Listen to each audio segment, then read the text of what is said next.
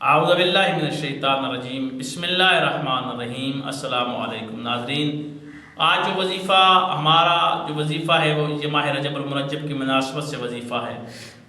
آگے بھی ہم نے مولا علی علیہ السلام کی ولایت و بعثت کے سلسلے میں ایک وظیفہ آپ تک پہنچایا۔ آپ لوگوں نے اس کو شیئر بھی کیا ہوگا، لائک بھی کیا ہوگا اور اس سے بھرپور فائدہ بھی اٹھایا ہوگا، اور یقیناً مولا نے آپ کی مدد بھی فرمائی ہوگی۔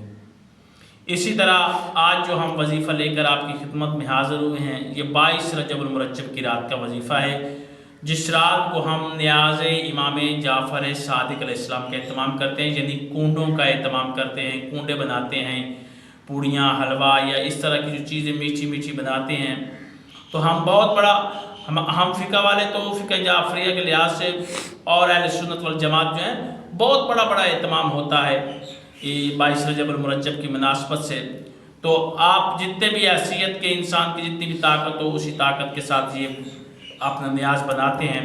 یہ اسی رات کا وظیفہ ہے، کیونکہ اس رات ہم نیاز بناتے ہیں، یقیناً 12-1 بجے 2 بجے شروع ہوتے ہیں نیاز بنانی، تو پھر فجر کی نماز تک کچھ گھروں میں بنتی رہتی ہے، پھر کچھ گھروں میں سورج چڑھے تک بھی بنتی رہتی ہے، کچھ اپنے دن کو بناتے ہیں۔ یعنی کہ اس وقت کا اور وقت تھا جب امام جعفر صادق علیہ السلام نے حکم دیا تھا کہ آپ اندھیرے میں نیاز کا اہتمام کرو اور نماز فجر کے فوراً بعد نمازیوں کو کھلا دو۔ پہلی تو بات یہ کہ آپ اگر نیاز کھلائیں گے تو نمازیوں کو کھلائیں گے۔ ایک دوسرا، جو بھی نیاز کھانے آئے اسے کہیں کہ باوضو ہو کر آئے، بغیر وضو کے نہ آئے۔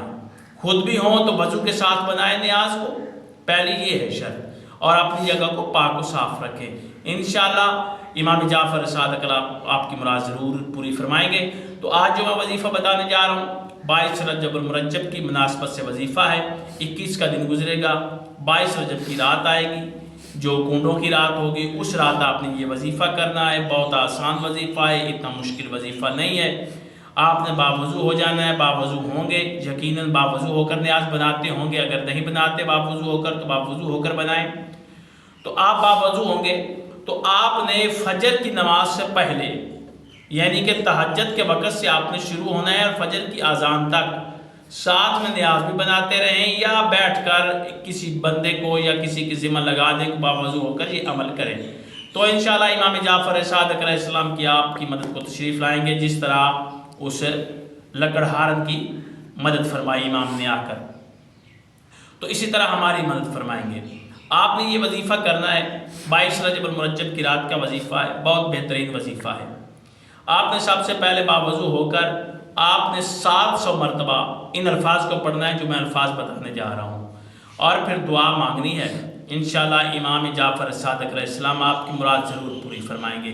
اگر کسی کی جھولی بے آباد ہے، کسی کی اولاد نہیں، تو وہ اللہ اس کو اولاد عطا کرے گا۔ کوئی بیمار ہے تو وہ شفا یاب ہوگا، کوئی رزق کی وجہ سے پریشان ہے، رزق میں اضافہ ہوگا۔